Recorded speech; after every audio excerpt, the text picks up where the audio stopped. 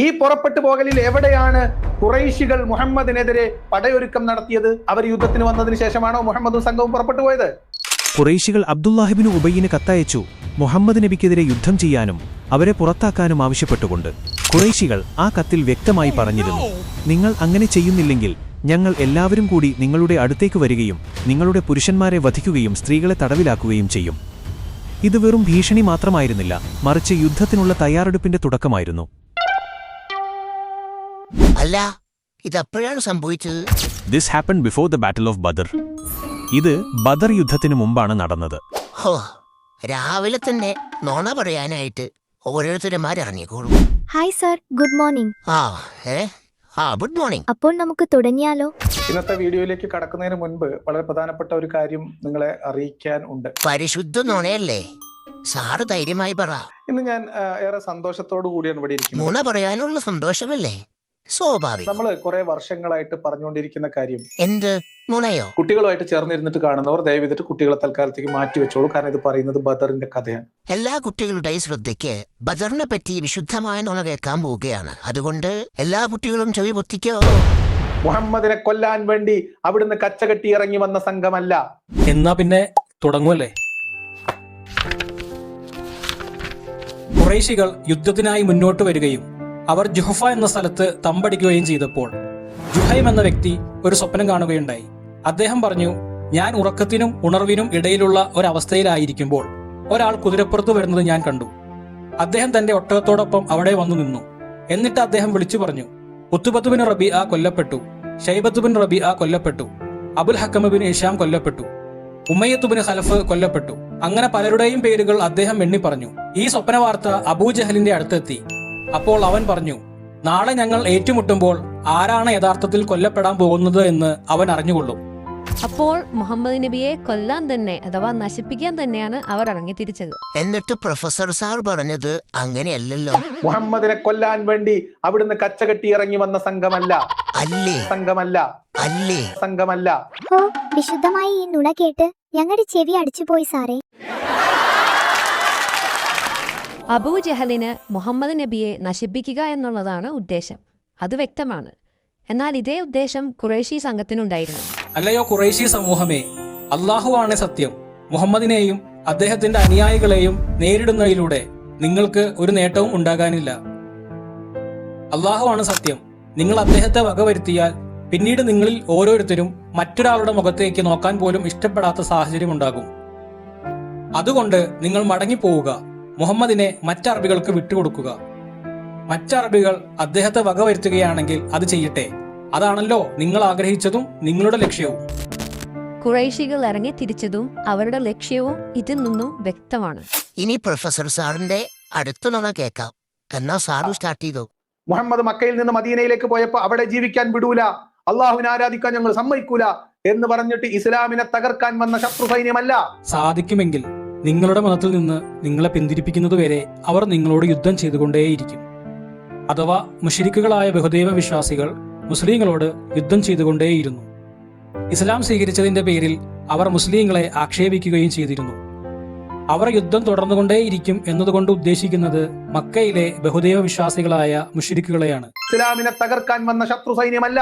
എന്റെ അമ്മോ, ഇതിലും വലിയ നുണ സ്വപ്നങ്ങളിൽ മാത്രം. വിശ്വാസികൾ നിങ്ങളുടെ ബുദ്ധി ഉപയോഗിക്കണം. ബുദ്ധി ഉപയോഗിക്കാൻ തലയിലിരുന്ന എന്നെ തന്നെ നീ കളിയാക്കുന്നുണ്ടോ? ബുദ്ധിയുള്ള നാട്ടുകാരെ പറ്റിക്കുന്നു, ബാക്കി പിന്നെ തരാം. ഖുറൈശികൾ മുഹമ്മദിനെതിരെ പടയൊരുക്കം നടത്തിയത് അവർ യുദ്ധത്തിന് വന്നതിന് ശേഷമാണോ മുഹമ്മദും സംഘവും പുറപ്പെട്ടു പോയത്? ബദർ യുദ്ധത്തിന് മുമ്പ് നബി മദീനയിലായിരിക്കെ ഖുറൈശികളായ കാഫറുകൾ അബ്ദുല്ലാഹിബിന് ഉബയ്യിനും ഔസ് ഖസ്റജ് ഗോത്രത്തിലെ വിഗ്രഹാരാധകർക്കും ഒരു കത്തെഴുതി. നിങ്ങൾ ഞങ്ങളുടെ ആൾക്ക് അഥവാ മുഹമ്മദിന് അഭയം നൽകിയിരിക്കുകയാണ്. അള്ളാഹുവാണേ സത്യം. നിങ്ങൾ അദ്ദേഹത്തോട് യുദ്ധം ചെയ്യുകയോ അവിടെ നിന്ന് പുറത്താക്കുകയോ വേണം. അല്ലാത്ത പക്ഷം ഞങ്ങളെല്ലാവരും ഒന്നിച്ചു വന്ന് നിങ്ങളുടെ പോരാളികളെ കൊന്നൊടുക്കുകയും നിങ്ങളുടെ സ്ത്രീകളെ അടിമകളാക്കുകയും ചെയ്യും. ഇപ്പെന്താ പറഞ്ഞത്? ഞങ്ങളെല്ലാവരും ഒന്നിച്ചു വന്ന് നിങ്ങളുടെ പോരാളികളെ കൊന്നൊടുക്കുകയും എല്ലാവരെയും കൊന്നൊടുക്കുമെന്നോ? ബദറിന് മുമ്പ് തന്നെ യുദ്ധക്കുറിയുള്ള ഖുറൈശികൾ മദീനക്കകത്തുള്ള ബഹുദൈവ വിശ്വാസികളോടും യഹൂദരോടും നബിക്കും സ്വഹാബികൾക്കുമെതിരെ യുദ്ധം ചെയ്യാൻ കൽപ്പിക്കുന്നു. ഈ ഒരു കാര്യത്തിൽ നിന്നും ഖുറൈശികൾ തന്നെയാണ് യുദ്ധം തുടങ്ങി വെക്കുന്ന കാര്യത്തിൽ ഒരു സംശയവുമില്ല. ഖുറൈശികൾ മുഹമ്മദിനെതിരെ പടയൊരുക്കം നടത്തിയത് അവർ യുദ്ധത്തിന് വന്നതിന് ശേഷമാണോ മുഹമ്മദും സംഘവും പുറപ്പെട്ടു പോയത്?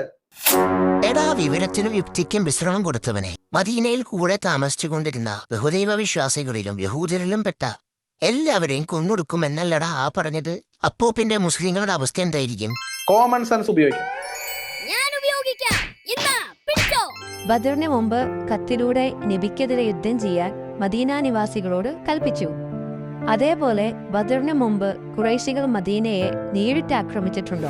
ഉർസുബിന് ജാബിർ മദീനയിലെ കന്നുകാലി മേച്ചിൽപ്പുറം ആക്രമിക്കുകയും മൃഗങ്ങളെ തട്ടിക്കൊണ്ടു പോവുകയും ചെയ്തിരുന്നു. എന്റെ മെക്കിട്ട് കയറിയിട്ട് യാതൊരു കാര്യമില്ല. നജീബ് മൗല മെക്കിട്ട് കയറണ്ട. കാരണം ഇതൊക്കെ തബക്കാത്തിലും സത്യമായിട്ടും നിങ്ങൾക്ക് ധാരാളമായിട്ട് വായിക്കാൻ പറ്റും. ഈ സാറ് ധാരാളം വായിച്ചിട്ടുണ്ട്. ഖുറൈശികൾ മുഹമ്മദിനെതിരെ പടയൊരുക്കം നടത്തിയത് അവർ യുദ്ധത്തിന് വന്നതിന് ശേഷമാണോ മുഹമ്മദും സംഘവും പുറപ്പെട്ടു പോയത്? ധാരാളം വായിക്കുന്ന സാറാണ്. എന്നിട്ടും ഈ പുസ്തകത്തിന്റെ ഈ വരി കണ്ടില്ല. വിശ്വാസികൾ നിങ്ങളുടെ ബുദ്ധി ഉപയോഗിക്കണം, കോമൺ സെൻസ് ഉപയോഗിക്കണം, ബുദ്ധി ഉപയോഗിക്കണം. നിന്റെ തലേന്നിറങ്ങി പോയിട്ടും പുറകെ നടന്ന് കളിയാക്കുന്നു. ആലോചിക്കണം, ചരിത്ര പുസ്തകങ്ങൾ വായിക്കണം. പേടിക്കണ്ട, ഇവിടെ വായിച്ച കാര്യം സാർ ആരോടും പറയണ്ട. ഈ പറഞ്ഞ സംഭവവും ബദർ യുദ്ധവും തമ്മിൽ എത്ര മാസത്തെ വ്യത്യാസമുണ്ട്? പിന്നീട് ഹിജറയുടെ 13-ാം മാസത്തിന്റെ തുടക്കത്തിൽ റബീഉൽ അവൽ മാസത്തിൽ ഖുർസുബിന് ജാബിർ അൽ ഫിഹരിയെ തേടി അള്ളാഹുവിന്റെ റസൂൽ പുറപ്പെട്ടു. ഹിജറയുടെ 19-ാം മാസത്തിൽ റമളാൻ 12 ശനിയാഴ്ച അള്ളാഹുവിന്റെ റസൂൽ മദീനയിൽ നിന്ന് പുറപ്പെട്ടു. ഇതാ പുസ്തകമല്ലേ? പിന്നെയും ഈ പുസ്തകം. ഇത് വല്ലാത്ത ഇടങ്ങേറാണല്ലോ.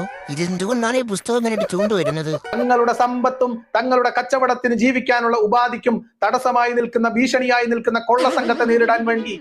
മോനെ നിർത്തിജേ. സാറിപ്പോൾ പറഞ്ഞത് പരിശുദ്ധ നുണയാ. അതെങ്ങനെ മനസ്സിലായി? ടെക്നോളജി പറഞ്ഞു. ടെക്നോളജിയോ? അതെ, ചാറ്റ് GPT, ജെമിനായി പോലെയുള്ളവയാണ് പറയുന്നത്. എന്നാ പിന്നെ ടെക്നോളജിയോട് ചോദിക്കാം. യെസ് സാർ, പറഞ്ഞാലും എങ്ങനെ സഹായിക്കണം? അല്ല, നിങ്ങളാരാ? ഞാനാണ് ജെമിനി. പറയുക, നിങ്ങൾക്ക് എന്താണ് ആവശ്യം? അത് സംഭവം ഇത്രയുള്ളൂ. ഈ സാറിന് പുസ്തകങ്ങൾ വായിക്കുമ്പോൾ എല്ലാ വരികളും കണ്ണിൽ പിടിക്കില്ല. അതുകൊണ്ട് സാറ് പറഞ്ഞത് ഇങ്ങനെയാണ്. തങ്ങളുടെ സമ്പത്തും തങ്ങളുടെ കച്ചവടത്തിന് ജീവിക്കാനുള്ള ഉപാധിക്കും തടസ്സമായി നിൽക്കുന്ന, ഭീഷണിയായി നിൽക്കുന്ന കൊള്ള സംഘത്തെ നേരിടാൻ വേണ്ടി. നഷ്ടപ്പെട്ട അവകാശങ്ങൾ തിരിച്ചുപിടിക്കാനും ശത്രുവിന്റെ അധിനിവേശത്തെ ചെറുക്കാനുമുള്ള ധർമ്മസമരമായിരുന്നു ബദർ. അതിനെ കൊള്ള എന്ന് വിളിക്കുന്നത് ചരിത്രത്തെയും അന്നത്തെ സാഹചര്യങ്ങളെയും തെറ്റായി വ്യാഖ്യാനിക്കുന്നതുകൊണ്ടാണ്. ടെക്നോളജിയുടെ ഓരോ വളർച്ച.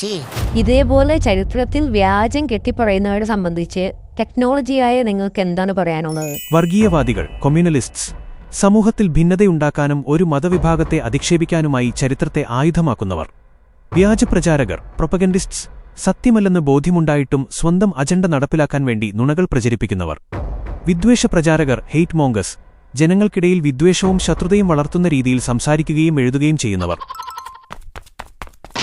എന്നെ ചവിട്ടിയിട്ട് കാര്യമില്ല.